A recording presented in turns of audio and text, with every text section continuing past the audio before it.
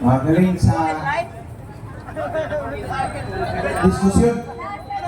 Ang pangalan ng iglesia na inaaniban mo ay Iglesia sa Diyos kay Kristo Isos. Okay ba? Tama ba ako? O sige. Kasi, repetition muna. Kasi ang aral ninyo ay Biblia lamang. Tapos ang tanong ko, saan mababasa word for word, talata ng Bible, Iglesia ng Diyos kay Kristo Jesus? Mayroon ba yan mababasa o wala? Meron. Nasa unang hanggang dos ng unang. Basahin mo. Iglesia ng Diyos na binanal kay Kristo. Hindi yan sa tanong ko. Word for word. Word for word ang tanong ko. Kung ayaw niya ng sagot ko, hindi ko na problema yun. Basta't sinagot ko yung tanong niya, tapos tayo. Okay. Kasi sinabi mo, mababasa. Yan ang sagot mo ngayon eh. At saka ang aral ninyo, ayun lang sa mababasa. Pero wag mo na sabihin sa akin, problema mo na yun. Hindi yung tanong-sagot ko eh. Yung tanong ko eh. Ang tanong ko ngayon. Moderator. Ang tanong ko. Oh. Mababasa ba word for word, Iglesia sa Diyos kay Kristo Jesus? Mababasa o hindi? So yung tanong niya bro, word for word mo. Kung sasabihin natin, sasagutin ko yung word for word, lalabag na ako dun sa ipinapangaral ng mga apostol. Bakit? Dahil yung ipinangangaral ng mga apostol sa pagbasa ng Biblia, 3:6 ng ikalawang Korinto, hindi sa titik. Aba, okay ka lang magalit sa akin, basta yung mga apostol, hindi magalit sa akin. Ngayon, ang tinatanong mo, meron bang iglesia ng Diyos kay Kristo Jesus? Nandun naman mismo sa gusto ko ng Korinto, na ano, na si Pablo ay tinawag na maging apostol na Yesu Cristo sa kalooban ng Diyos at si Sostenes na ating kapatid sa iglesia ng Diyos na binanal kay Kristo. Okay. Kaya kung mag-iisip tayo, iglesia ng Diyos kay Kristo. Last question. Okay. Sige kapatid. Ang sunod na tanong ko, binasa mo ang Korinto. Ang Korinto ay mayroon ba kayong kasamahan doon sa Korinto ngayon? At kung mayroon man, sino ang pastor ninyo doon ngayon? Meron. Ngayon? Oh. Meron. Sige. 28:20 ng Mateo, ang sabi ni Kristo, ako'y sumasa inyong palagi hanggang sa katapusan ng panahon. Eh, hindi pa naman natatapos yung panahon eh. Therefore, sumasa atin pa si Kristo. Paging sa Pilipinas, sa mundo. At pinagpastor natin ang sacerdote, 7:24 ng Hebreo, na hindi mapapalitan. Next question. Sunod na tanong! O medyo malaya ako dito. Sige, okay lang. Iyan mo. Kawawa naman. Sige.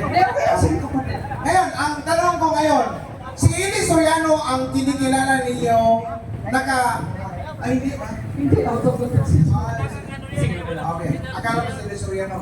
Ngayon, sino ba ang nakarehistro na pangalan sa iglesia na kinaliban mo ayon sa Security Exchange Commission? Sino? Unang-una, nung sa thesis 18 ng Mateo, 33:80, wala pa naman Security and Exchange Commission nun eh. Layo na Kasi sagot. kinaliban mo ngayon ba? Kaya Wala yun ang sagot. yung iglesia ng Diyos na nasa Biblia. At yung iglesia ng Diyos na nasa Biblia, hindi mo na kailangan i-rehistro yun.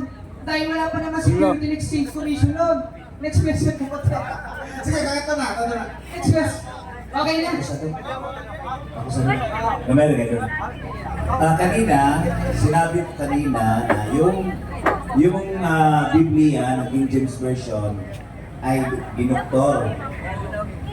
At ang binabasihan mo yung cellphone mo na ngayon na totoo. Di ba?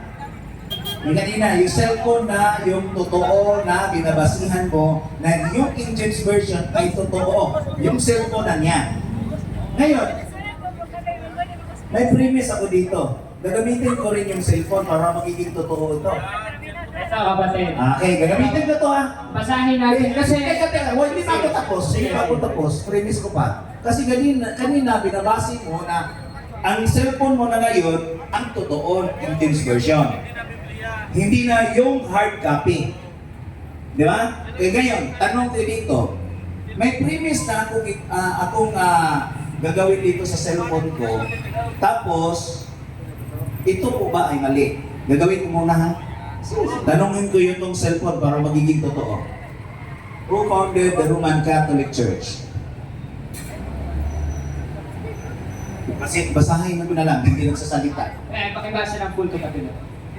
According to the Catholic Church, Jesus Christ founded the Roman Catholic Church. The Catholic Church is a branch of Christianity. According to, pakituloy yung basa. Ang nakalagay kasi... Ito ha. Sige. Who founded Roman Catholic Church? Sige. Jesus. Wait na. Jesus. Wait na, tuloy natin. Nakalagay dyan, Jesus according to the Catholic tradition. Oh, basahin And mo. according to Basahin mo, the origin. Basahin natin. Okay. Catholic Church founder Jesus according to sacred tradition. Ayun. Origin first century. Secret nga, secret. Judea. Ayun na. The question. Tama yan. So tama yan. Oh, tama. So Roman Catholic. Tama na, tama. Okay, tama. So thank you. Huwag mo na mawilin. Isa lang ang question. Huwag mo na mawilin. Sinabi mo na tama. Tama. Okay, next Huwag na, question. huwag na. Sinabi mo na tama. Huwag na. According to Catholic tradition, not according to... Next question. Sinabi mo na tama. Kaya wala. Next. Okay, next. Next sorry. Asa ni address mo question? Ari dire. Ang dami naman. Naging sa kaya. Una pa sa dimo. Kita ko naman. Oo, ano? Ang pangutan ako, ay, hindi na ba kami saya? Ay, mahirapan tayo magsusunod ani. Okay.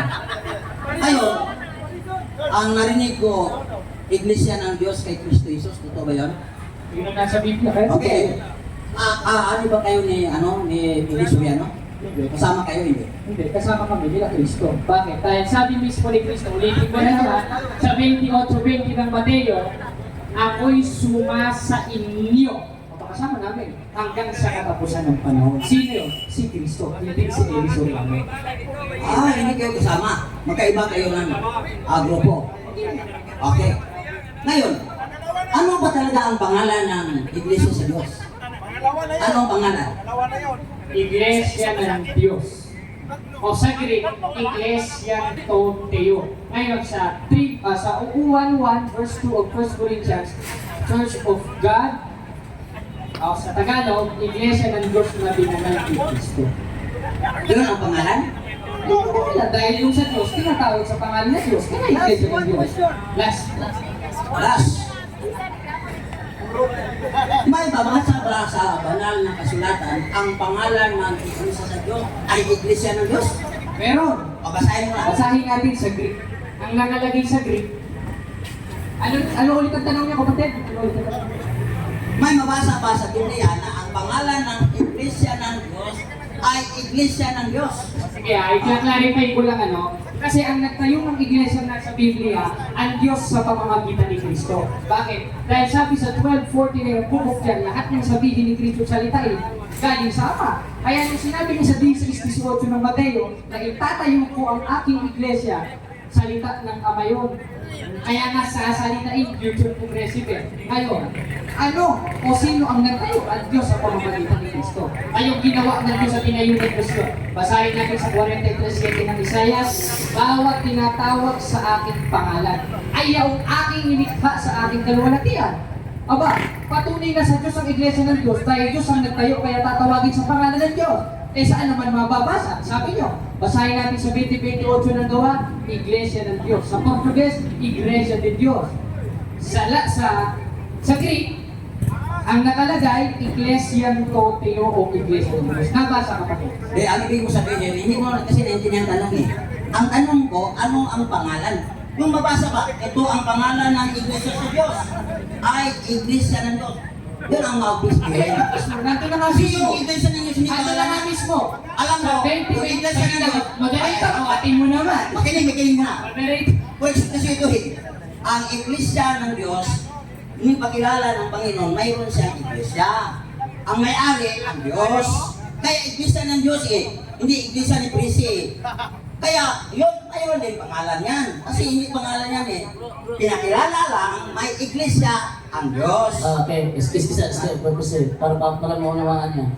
Ang ibig sabihin ni Pwede Sally, ibigay mo ang pangalan ng Iglesia ng Diyos. Para ganito ba? Ano ang pangalan ng ina ni Jesus? Maria. Diba?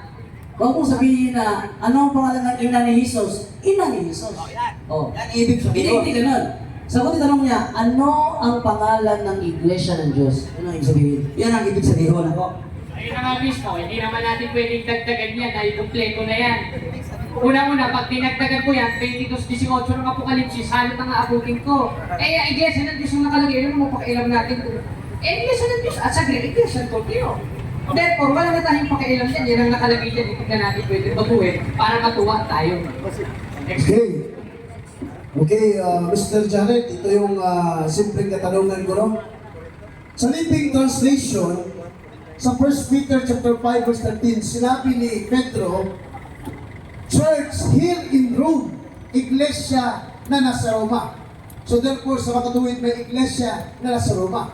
Sang-ayon ka ba, Mr. Jared, na may mababasa ako sa Biblia, letra po letra, na may iglesia na tinatawag dyan sa Roma, Catholic Christian Church, letra po letra. Ayon ka, hindi ka sang-ayon. Sangayon ako dyan dahil ano yung ano nyo eh. Ngayon, ang iglesyang nasa Roma na sinasulatan ni Pablo sa Thesis ng Roma, mga iglesia ni Cristo. At yung mga na yun, yung subject of the sentence na mga, tumutubo yun, wait lang, tumutubo yun sa mga iglesia sa Corinto. At yung iglesia sa Corinto, sa unang-unang hanggang post na unang Corinto, iglesia ng Diyos, hindi iglesia na Catholic Apostolic na Romana. Hindi na naman ako pati, pagod na ako. Okay, sunod na tanong. Wala. Hindi na daw, Brother Rosby, kasi pagod na siya sa kakasagot ng... Pagod o takot? So, Sagutin mo yan, o. proceed na Nakapila. lang sa ibang mag-question, Brad Rosby. May nakapila ba? Sa kanyang kasama. Okay. Nagagala po kami ng kapatid na dyan na napunta po kami for Manila. No, dyan daw. Maraming salamat po sa pagpunta po sa Bible discussion. Tanong ko lang po kay Libro kay Kuya Jango. May mababasa ka ba sa Greek and Latin na yung verse chapter 1 andun may Catholic? Tanong ko lang po. Hindi, kasi yung Greek, nasa gawa 9:31 yun. Hemenon Ecclesia Catholis. Sa Mons Interlinear Bible, ang nakalagay doon, Ecclesia Catholos. Pero sa Latin, no, yung mabasa sa Greek lang. Next question. Ang katatlo, Yun lang? ang katatlo tanong. Okay ka na? Okay na. Oh. Okay, sino pa gusto magtanong? Bro, hindi na bubuli yung... Kapay, pagod na, kapatid. Ano? Pagod na. Next time na, pagod na. Ano? So, mas mabuti na... Last ito, last. Katapusan, last. Sa Mateo, Jared, sa Mateo 1:16, sinasabi doon ang Papa ni Jose si Jacob. At saka sa 3:23 sa Lucas, ang Papa naman ni Jose ay si Hili. Ngayon, paano mo i-reconcile yun sa Bible alone teaching? Sige, ikutin mo. Hindi mo pa alam. Okay, balik akong tanong, kung iba namang tanongin ko, ito si kaibigan kong Jando. Kasi ito ang kaibigan ko talaga na dito nalaman ko, ito pala si Jando Alabado. Nung araw, kasi nabindi ko Alabado, ito naman si Jando Alabado. Okay, sa ako sa ako na dundan kanina, yan ang Isaiah sa 4:6. Sakto ba ito nga libro na sa Ginoo? O si libro na sa mga hayop? Mga manana? Yes. Tinuod na nga kanang Isaiah 34:16, nagisgot na sa libro sa mga mananap. Maunang sa, kung basahon mo sa, magsugod ka sa verse 14, ngadto sa 17, naghisgot yun na puro mananap. Maunang sa Good News Translation, ang ibutang diha, read in the Lord's Book of Living Creatures, o dili na Biblia. Okay. Kanang living creature, wa ba maapil ang tawa na? Wala maapil. Kung ato ta sa tagsaon o basa ay kanang mga mananapa, katuman ang Idumiya. Ang Idumiya, silutan sa Ginoo. Mawat-an siya mga tao dito. Ang mupuli o puyo, mga mananap ang pulo puyo. Sila'y manag-iya sa yuta hangtod sa hangtod, sa idumiya na nga lugar.